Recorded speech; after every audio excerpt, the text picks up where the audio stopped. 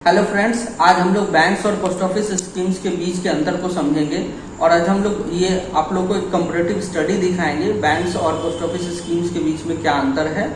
हम लोग आप लोग को तो केस टू केस बेसिस आप लोग को ये भी बताएंगे कि कौन सा कहाँ पे सॉवरेन गारंटी है, कहाँ पे सिक्योरिटी ज़्यादा है, कहाँ पे इंटरेस्ट रेट का क्या अंतर है। हम लोग इन सारे बिंदुओं पे चर्चा करेंगे और हमें ये बताने की कोशिश हमारी यही है कि आप लोग ये जानो कि कौन सा बेटर ऑप्शंस हमारे पास है। हम बहुत से लोगों को देखते हैं, मेरे पास क्वेरीज आता है तो वो लोग का क्वेरीज होता है उन लोग के पास कि हम पैसा कहाँ जमा करें। और मैं बहुत सारी जगह में देखा हूँ कि बैंक से बेहतर पोस्ट ऑफिस स्कीम्स होता है, लेकिन वो फिर भी बैंक्स की ओर जाते हैं क्योंकि उनको पता ही नहीं होता कि पोस्ट ऑफिस का इंटरेस्ट रेट क्या है या सेफ्टी ऑफ फंड्स का क्या इशू है, या एक ऑलरेडी उनका परसेप्शन पोस्ट ऑफिस के बारे में होता है कि जब जरूरत होता है तो मुझे पैसा नहीं मिलता। इसके कारण से भी बहुत सारे लोग पोस्ट ऑफिस से बचना चाहते हैं। तो आज हम इन सारे बिंदुओं पे चर्चा करेंगे और ये जानने की कोशिश करेंगे कि कैसे एक पोस्ट ऑफिस बेहतर विकल्प है, खास करके रिटेल इन्वेस्टर्स के लिए, छोटे इन्वेस्टर्स के लिए। जैसा कि मैंने लास्ट वीडियो में आप लोगों को बताया था कि जो भी पैसा हम बैंक्स के किसी भी शेड्यूल्ड कमर्शियल बैंक्स में या किसी भी कोऑपरेटिव बैंक्स में या कह लो किसी भी ग्रामीण बैंक में कहीं भी हम अपना रखते हैं तो पर डिपोजिटर हमारा पैसे की गारंटी 5 लाख रुपए की होती है। वो गारंटी हमारा होता है deposit insurance and credit guarantee corporation के थ्रू होता है। लेकिन यही पैसा अगर हम पोस्ट ऑफिस स्कीम्स में जमा करते हैं तो हमारे 100% पैसे की गारंटी होती है। मतलब क्या होता है, इसमें सोवरेन गारंटी होता है। सोवरेन गारंटी करने का मतलब क्या हुआ कि जो पोस्ट ऑफिस स्कीम्स है वो हमारा आता है नेशनल स्मॉल सेविंग्स फंड के अंतर्गत आता है, जो कि वित्त मंत्रालय के अंतर्गत काम करता है। तो वित्त मंत्रालय इटसेल्फ अपने आप में क्या हो गया, एक सोवरेन गारंटी हो गई। तो हम जो भी पैसा पोस्ट ऑफिस स्कीम्स में अपना निवेश करते हैं, चाहे कितनी भी अवधि के लिए करें, वो सारा का सारा पैसा वो हमारा 100% सिक्योर्ड है, चाहे कि हमारा पोस्ट ऑफिस क्यों ना डिफॉल्ट कर जाए। तो एक बैंक से बहुत बड़ा सेफ्टी लेवल ऑफ सेफ्टी में बहुत बड़ा अंतर है। Post office is more safer, post office ज्यादा सेफर है बैंक्स के चलते। जब आप बैंक्स को पोस्ट ऑफिस से कंपेयर करोगे तो आप हमेशा पाओगे कि पोस्ट ऑफिस का जो इंटरेस्ट रेट है हमेशा डिपोजिटर को तो 50 पैसा से 1 रुपया का हमेशा ज्यादा मिलता है। और आप ये भी नोटिस करोगे कि आप 5 ईयर्स पीरियड्स में मान लो आप स्टेट बैंक से इंटरेस्ट को कंपेयर कर लो, ये स्टेट बैंक से अगर आप पोस्ट ऑफिस को कंपेयर कर लो तो वहाँ पे आप देखोगे कि जहाँ SBI 5.4% दे रहा है वहाँ पे ये पोस्ट ऑफिस जो है 6.9% दे रहा है। तो दैट्स ए ह्यूज गैप। आप देखोगे मोर देन 1% का गैप है। तो ये लंबी अवधि में एक बहुत बड़ा फैक्टर होता है। आज हम लोग इस बिंदु को लेकर बात करेंगे और हम लोग इस बात पे भी 2 स्कीम्स पोस्ट ऑफिस का कंपेयर करेंगे। ये एक हमारा 2 एपिसोड का चलेगा। नेक्स्ट में हम लोग और पोस्ट ऑफिस स्कीम को आपको कंपेयर करके बताएंगे।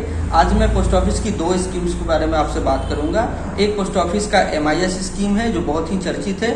दूसरा हम लोग बात करेंगे पोस्ट ऑफिस की RD। ये दोनों स्कीम छोटे निवेशकों के लिए, छोटे डिपोजिटर के लिए एक बेहतर विकल्प है और खास करके उन लोगों के लिए जिनके पास जो रिमोट एरियाज में है जहाँ पे बैंकिंग फैसिलिटीज नहीं है, तो वहाँ पे पोस्ट ऑफिस एकमात्र विकल्प है। वहाँ पे मैं देखा हूँ और खासकर मैं बुजुर्गों को देखता हूँ जो ऑलवेज प्रीफर करते हैं वो कि पोस्ट ऑफिस ही प्रीफर करते हैं। और मैं ये बताने की कोशिश करता हूँ कि आप भी जब भी आप कभी भी इन्वेस्ट करते हो तो पोस्ट ऑफिस एक बेहतर विकल्प है, उसके रूप में आप लोग हमेशा इसको चूज करें। जैसा कि आप लोग जानते हैं कि अभी डाउनवर्ड इंटरेस्ट रेट चल रहा है। मतलब इंटरेस्ट रेट का अगर बात करो तो देख के ही मन ये हो जाता है कि इतना कम इंटरेस्ट रेट है। फिर भी हम लोग कोशिश करेंगे कंपेयर करने का और मैं आपको ओवरव्यू भी दिखाऊंगा कि लास्ट 25 से 30 सालों में बैंक्स और पोस्ट ऑफिस के रेट में कितना ह्यूज डिफरेंसेज आया है। मेरे पास पोस्ट ऑफिस का इंटरेस्ट रेट का चार्ट है। आप उस चार्ट को जब आप देखोगे, आप कंपेयर करके देखोगे तो मुझे पता चलेगा कि कितना अंतर आ गया है उस पिछले 25 सालों में या 30 सालों में।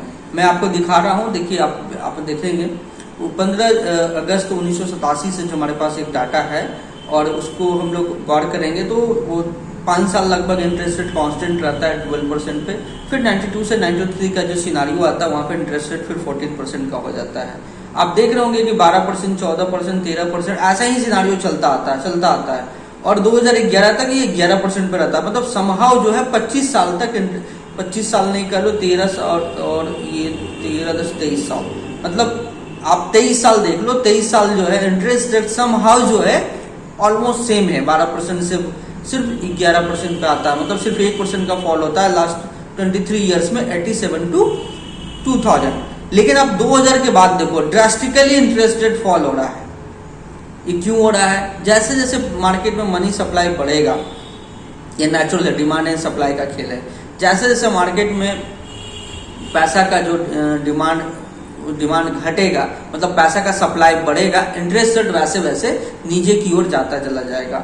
और आप देखेंगे कि आज जो इंटरेस्ट रेट सिनारियो वो 4.9 तक चला गया, अनबिलीवेबल। ऐसा पहली बार हुआ है कि बैंक पोस्ट ऑफिस का जो इंटरेस्ट रेट है 1 साल का आप देखोगे वो 4.9 पर चला गया, मतलब अराउंड 5% पे चला गया है। तो लोग इस तरह से मोह भंग हो गया है लोगों को फिक्स इनकम इंस्ट्रूमेंट से, लेकिन ये चलता रहेगा क्योंकि इंडिया में तो 5% का भी रेट है। दुनिया के विकसित देशों में तो आज के डेट में 2% 1% पे भी डिपॉजिट्स पैसा लेने के लिए बैंक तैयार नहीं है। तो हम लोग आज वो कंपेयर करके देखेंगे। हम लोग दूसरा देखेंगे कि आप लोग इसमें MIS का मैं अभी आपको रिटर्न दिखाया था, अब मैं आप लोग को दिखाऊंगा कि RD का इंटरेस्ट रेट क्या है। RD का इंटरेस्ट रेट जब आप देखने के लिए जाएंगे तो आप देखोगे कि इंटरेस्ट रेट 87 से हम यहाँ भी शुरू करेंगे, नहीं हमारे पास यहाँ डाटा 81 से है, 81 से यहाँ डाटा हमारे पास देखते हैं तो उस समय लगभग 9.90 का इंटरेस्ट रेट था।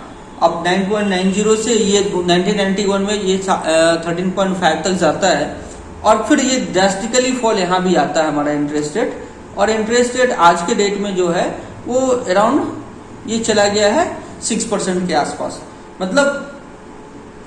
मतलब ऑलमोस्ट हाफ हो गया। क्यों हुआ? क्योंकि मार्केट में पैसा की सप्लाई बढ़ गई। अब मार्केट में इंटरनेशनल मार्केट से भी फंड का फ्लो इंडिया में बहुत बढ़ गया है, तो ये नेचुरल है कि इंटरेस्ट रेट का लो इंटरेस्ट रेट का सिनारियो ये चलता रहेगा। तो हम लोग स्टार्ट करते हैं। पहले हम लोग MIS को कंपेयर करेंगे बैंक्स के साथ।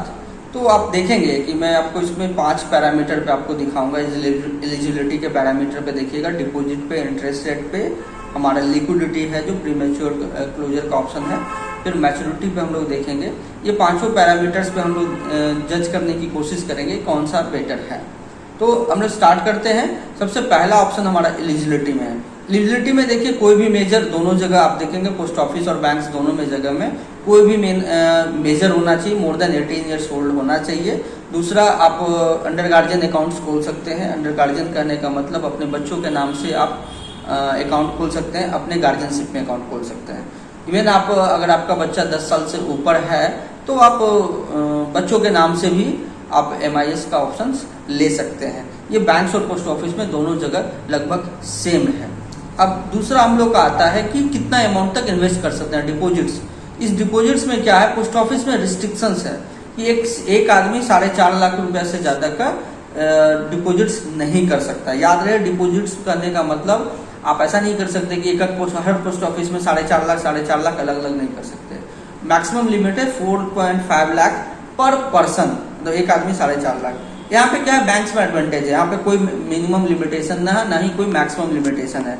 आप अपनी चॉइस के मुताबिक यहाँ पे कर सकते हैं। इंटरेस्ट रेट जो हमारा सेकंड है, इंटरेस्ट रेट में क्या है कि अभी जो इंटरेस्ट जो वहाँ 6.6% दिया जा रहा है एज ऑन नाउ। हम लोग अभी की बात कर रहे हैं, हो सकता है कि 30 जून के बाद जो क्वार्टर होगा वहाँ इंटरेस्ट रेट चेंज हो जाए, लेकिन अभी के जो रेट है वो 6.6 है। लेकिन यहाँ पे बैंक्स में आप देखोगे तो बैंक्स में क्या है कि 1 ईयर्स to 5 ईयर्स में वेरी करता है। अगर हम 5 ईयर्स की बात कर ले तो वहाँ पे 5.4% है, तो इट्स अ डिफरेंस ऑफ 1.2%। तो एक अच्छा गैप है दोनों के इंटरेस्ट रेट के बीच में। हम लोग लिक्विडिटी में आते हैं, प्री मैच्योर ऑप्शंस पे जाते हैं। तो उसमें आप देखोगे कि जी यहाँ पे 1 साल का लॉक इन है, आप 1 साल से पहले पैसा निकाल नहीं सकते इमरजेंसी स्कीम से।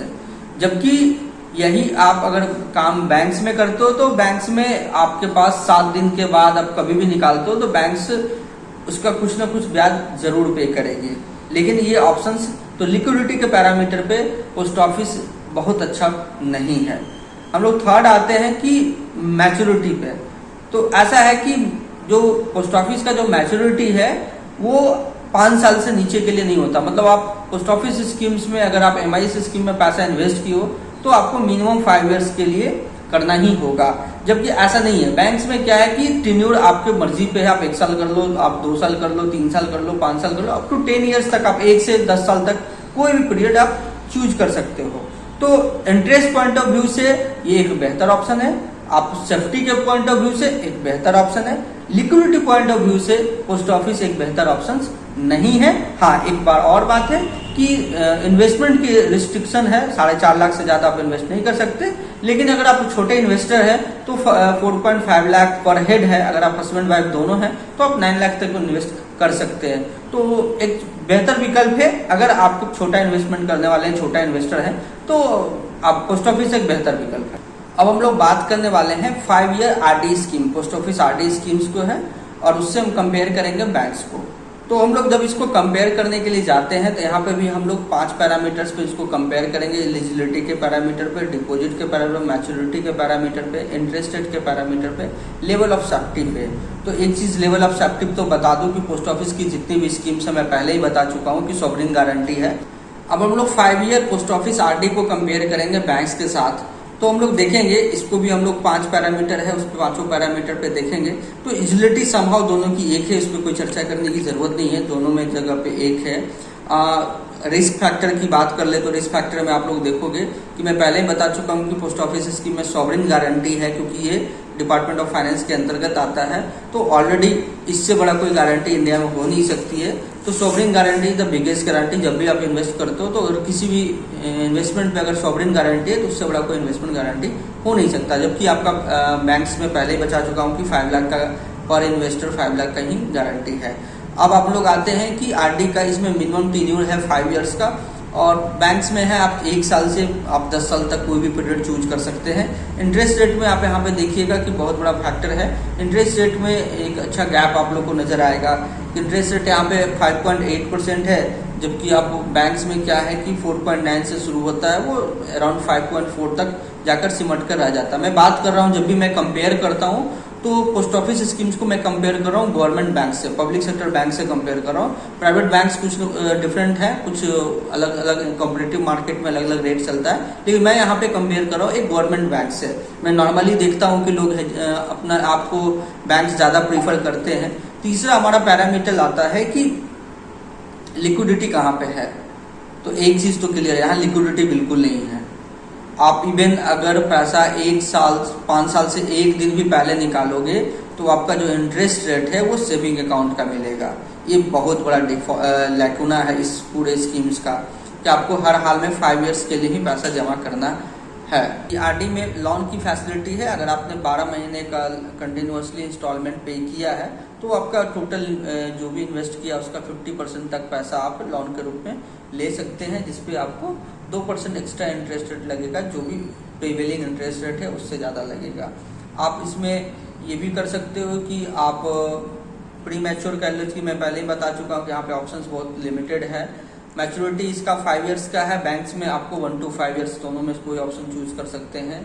आपके पास यहाँ पे डिफॉल्ट आप जब भी करते हैं यहाँ पे तो दोनों जगह पेनाल्टी है, बैंक्स में भी पेनाल्टी है और पोस्ट ऑफिस में भी पेनाल्टी है। तो सारे पैरामीटर्स पे कंपेयर करोगे तो आपको interest rate point of view से अभी भी बैंक से 0.4% का एडवांटेज हमारा पोस्ट ऑफिस स्कीम्स के आरडी स्कीम में। और सबसे इंटरेस्टिंग और सबसे ब्यूटी ऑफ दिस स्कीम क्या है कि आप इसी इंटरेस्ट रेट को आप अगले 5 साल के लिए और बढ़ा सकते हैं। मतलब सपोज कर लो कि आप जिस आरडी स्कीम में इन्वेस्ट किए वहाँ पे 5.8% दे रहा है और अगले 5 साल के बाद ये इंटरेस्ट रेट मान लो 4% हो गया, तो आपके पास ऑप्शंस है कि आप इस आरडी को नेक्स्ट 5 ईयर्स के लिए और आगे बढ़ा सकते हैं उसी इंटरेस्ट रेट पे जो इंटरेस्ट रेट पहले कमिट किया गया था। मतलब आप सपोज कर लो 2010 में किए और उसमें इंटरेस्ट रेट 5.8% था और 2015 में इंटरेस्ट रेट हो गया 4%। तो आपने क्या किया कि आपने 5 साल के लिए फिर से बढ़ा दिया, तो वो 5 साल फिर से बढ़ेगा, वो 5.8% से ही बढ़ेगा। ये बेनिफिट जो है आपके पास बैंक्स में नहीं है। बैंक्स के पास क्या है कि जो उस समय का करंट रेट होगा आपको वही रेट पे हर हाल में वही मिलेगा। तो हम लोगों ने कंपैरेटिवली देखा बैंक्स और पोस्ट ऑफिस का, कुछ प्रोज एंड कॉन्स दोनों के साथ है। अगर आप लिक्विडिटी को छोड़ दें, तो ऑलवेज आप देखेंगे कि पोस्ट ऑफिस बैंक से बेटर है।